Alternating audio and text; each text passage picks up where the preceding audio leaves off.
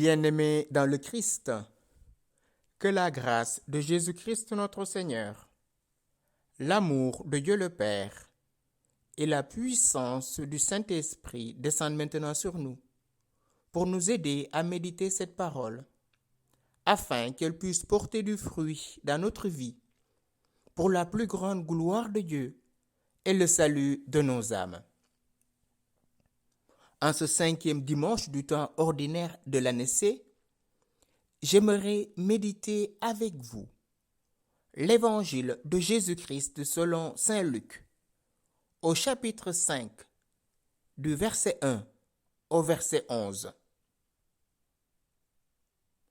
En ce temps-là, la foule se pressait autour de Jésus pour écouter la parole de Dieu, tandis qu'il se tenait au bord du lac de Génézareth. Il vit 2 barques qui se trouvaient au bord du lac. Les pêcheurs en étaient descendus et lavaient leurs filets. Jésus monta dans une des barques qui appartenait à Simon et lui demanda de s'écarter un peu du rivage. Puis il s'assit et de la barque, il enseignait les foules. Quand il eut fini de parler, il dit à Simon, « Avance au large et jetez vos filets pour la pêche. » Simon lui répondit, « Maître, nous avons peiné toute la nuit sans rien prendre, mais sur ta parole, je vais jeter les filets. » Et l'ayant fait, ils capturèrent une telle quantité de poissons que leurs filets allaient se déchirer. Ils firent signe à leurs compagnons de l'autre barque de venir les aider. Ceux-ci vinrent, et ils remplirent les 2 barques à tel point qu'elles enfonçaient. À cette vue, Simon-Pierre tomba aux genoux de Jésus en disant, « Éloigne-toi de moi, Seigneur, car je suis un homme pécheur. » En effet, un grand effroi l'avait saisi, lui et tous ceux qui étaient avec lui, devant la quantité de poissons qu'ils avaient pêchés. Et de même, Jacques et Jean, fils de Zébédée, les associés de Simon. Jésus dit à Simon, « Sois sans crainte, désormais ce sont des hommes que tu prendras. » Alors, ils ramenèrent les barques au rivage, et laissant tout, ils le suivirent. Bien-aimés dans le Christ, dimanche dernier, Jésus était dans la synagogue où il s'entretenait avec les gens de son pays. Parce qu'ils s'interrogeaient eux-mêmes, d'où lui vient cette sagesse? Parce que Jésus enseignait avec autorité. Et Jésus leur dit, vous allez me dire le dicton, médecin, guéris-toi toi-même. Nous avons entendu ce que tu as fait à Capharnaüm. Fais-le maintenant chez toi. Et Jésus va prendre l'exemple de la veuve de Sarepta pour leur dire au temps du prophète Élie. Il y avait beaucoup de veuves en Israël, mais Élie a été envoyé qu'à une veuve de Sarepta. Et au temps du prophète Élisée, il y avait plusieurs lépreux en Israël. Aucun d'eux ne fut guéri, sinon Naaman, un Syrien. À ces paroles, ils furent irrités de colère et cherchaient à faire périr Jésus en voulant le précipiter en bas. Mais lui, passant au milieu d'eux, alla son chemin. Et aujourd'hui, Jésus est au bord du lac de Génézareth. Génézareth signifie ce qui produit de lui-même le vent. Voilà la signification de Génézareth. On cherchait à le précipiter pour le faire périr, et maintenant il est là, au bord du lac de Génézareth. et la foule se presse autour de lui pour écouter la parole de Dieu. Et qu'est-ce qu'il va faire? Il voit deux barques. Les deux barques symbolisent les Juifs et les païens. Jésus va monter dans la barque de Pierre, alors que ce dernier était avec ses associés en train de laver leurs filets. Jésus demanda de s'écarter un peu du rivage, puis il s'assit et de la barque, il enseignait les foules. Jésus est le maître, il enseigne la parole de Dieu. Il nous dit lui-même dans l'évangile de Jean, tout ce que j'ai entendu de mon Père, je vous l'ai révélé. Jésus enseigne de nouveau sa doctrine. Et tout en étant sur la mer, il prêche ceux qui sont sur la terre.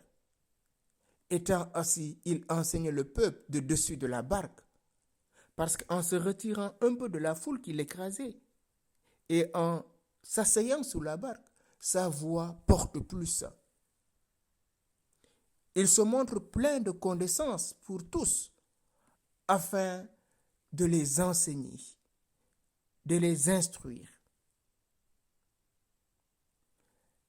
Je disais tantôt que les deux barques symbolisent d'une manière allégorique les nations païennes et Israël, le peuple élu. Le Seigneur connaît les cœurs. Dans sa miséricorde, il conduit au port tranquille de la vie éternelle ceux qui l'écoutent et ceux qui reçoivent sa parole.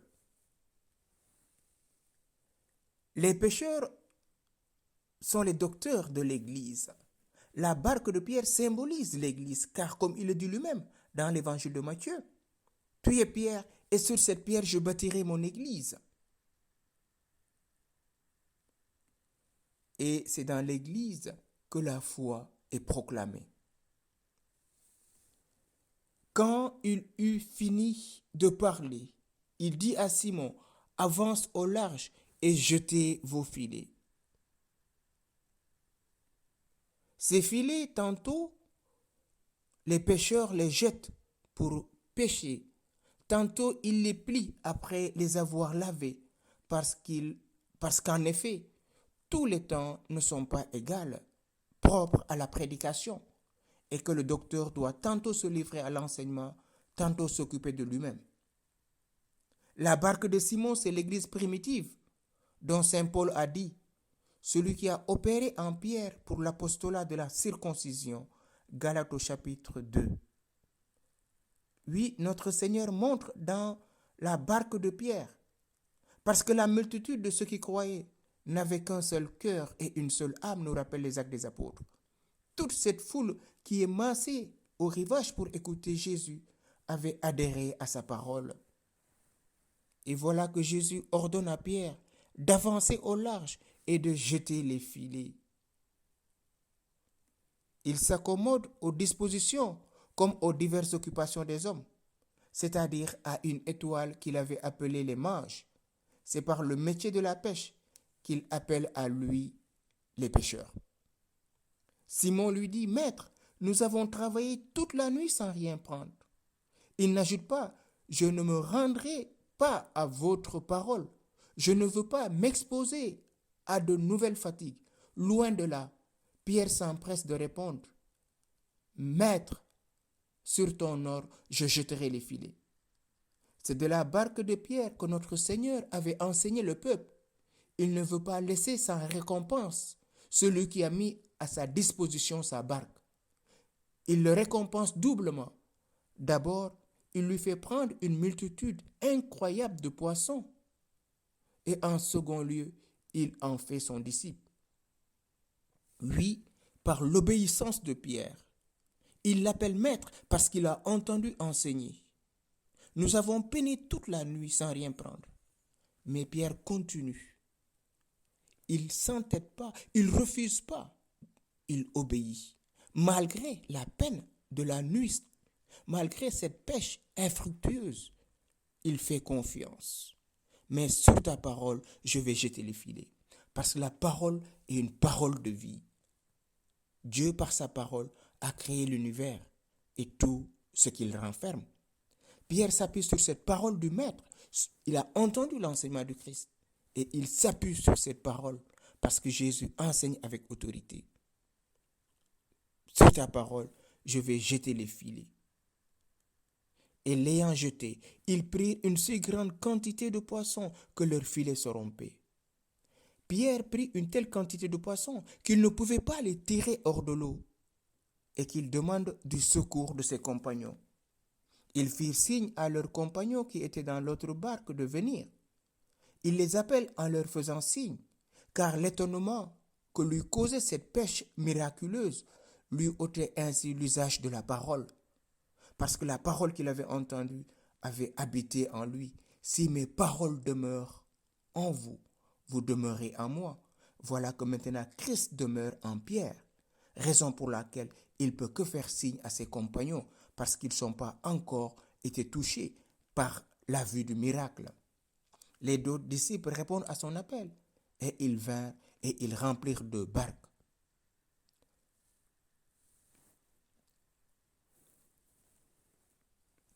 Et l'ayant, ils capturèrent une quantité de poissons, mais le filet ne se déchirait pas.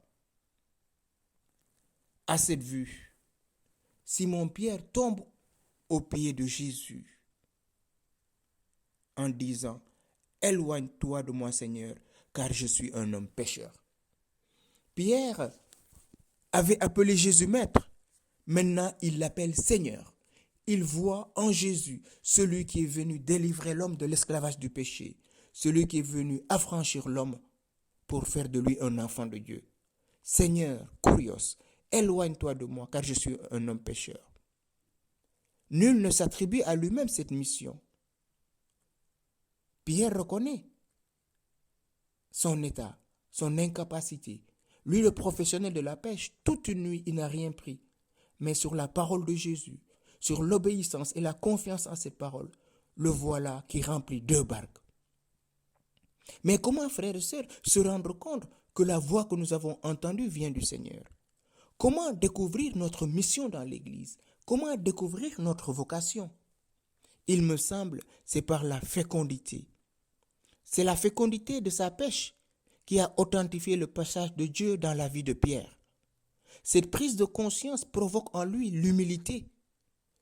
Il reconnaît en Jésus sa grandeur en même temps que sa propre petitesse, la sainteté de celui qui a parlé en même temps que son propre péché.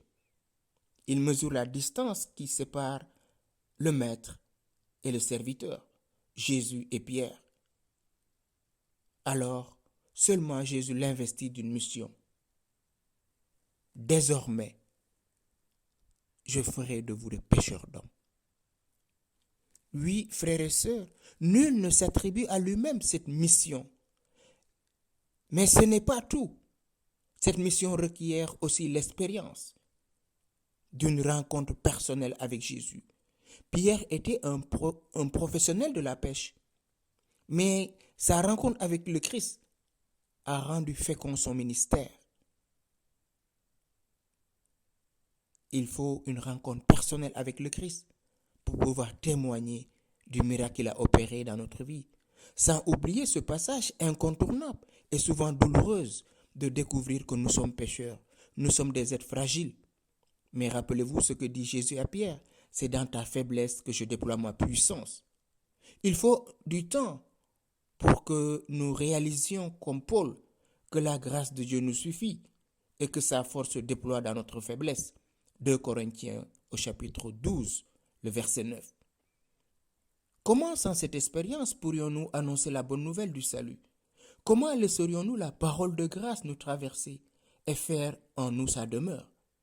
Oui, l'effroi avait saisi Pierre, comme l'effroi va le saisir à la transfiguration.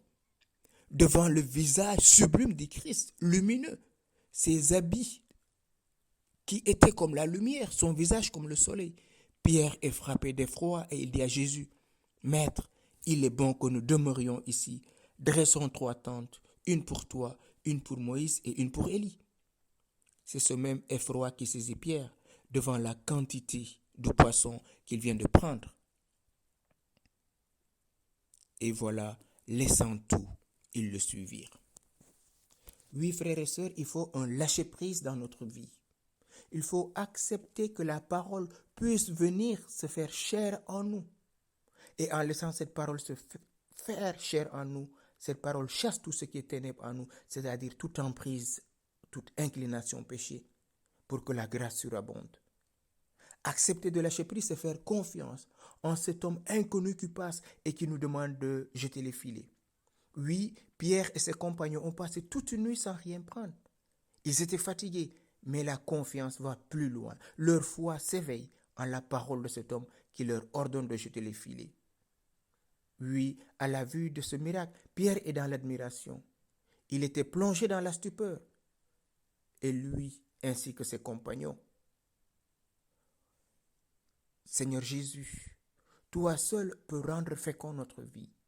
Et comme Pierre, parfois nous te disons, éloigne-toi de moi, Seigneur. Je suis un pécheur. Cela nous le disons parfois sous l'emprise de la peur. Parce que la mission que tu nous demandes, nous la jugeons trop grande pour nous. Nous nous sentons incapables, en oubliant qu'avec toi, tout est possible. Sans moi, vous ne pouvez rien faire. Oui, Pierre demande à Jésus, éloigne-toi de moi parce que je suis un pécheur. Pierre reconnaît son incapacité. Comme, bien sûr, Isaïe va reconnaître son impureté quand Dieu lui demande d'aller annoncer la parole. Il dit qu'il est un homme aux lèvres impures. Oui, frères et sœurs, reconnaître son humilité, reconnaître son incapacité, cela est une grâce. Car c'est dans l'humilité que Dieu opère. Lui qui est de nature divine s'est fait semblable aux hommes en toutes choses excepté le péché par l'incarnation. Donc il s'est abaissé. La Vierge Marie s'est abaissée en se disant l'humble servant du Seigneur. Donc nous, frères et sœurs, devenons humbles. Oui, la barque de Pierre, je disais tantôt, elle symbolise l'Église. Et l'Église remplie de cette foule d'hommes est appelée à aller annoncer la bonne nouvelle. Le règne de Dieu est tout proche. Convertissez-vous. Le Seigneur, en ne se rendant pas à leur désir, apprend aux hommes vertueux et spirituels à ne pas se décourager, à ne pas se laisser abandonner aux désirs de ce monde, mais à se laisser transformer par sa parole qui vient rendre fécond notre vie. Oui, Seigneur Jésus, c'est toi qui nous appelles à la mission. C'est toi qui viens authentifier ton appel dans notre vie. Nul ne peut s'arroger le titre de maître, mais c'est toi qui nous envoies pour porter la bonne nouvelle à nos frères et sœurs. Donne-nous maintenant la puissance de ton Esprit Saint. Esprit Saint, viens œuvrer en nous. Viens nous aider, comme Pierre, à avoir confiance à la parole de Dieu, à nous appuyer sur cette parole, car Dieu ne peut pas mentir ni nous mentir. Dieu ne peut pas se tromper ni nous tromper. Et sa parole porte du fruit dans notre vie si nous laissons cette parole s'enraciner dans notre cœur. Toi, l'enseignant par excellence, Esprit Saint, viens nous conduire jusqu'à la vérité tout entière. Viens rendre fécond notre travail d'apôtre pour que la bonne nouvelle soit sémée dans les cœurs. Tu vois combien le désespoir, combien l'inquiétude, combien la peur tétanise notre vie, handicape notre vie, au point que nous sombrons dans le désespoir. Toi qui fais toutes choses nouvelles, réveille-nous à ta présence et rends-nous dociles à tes célestes motions, toi qui vis et règnes, Dieu, pour les siècles des siècles. Amen.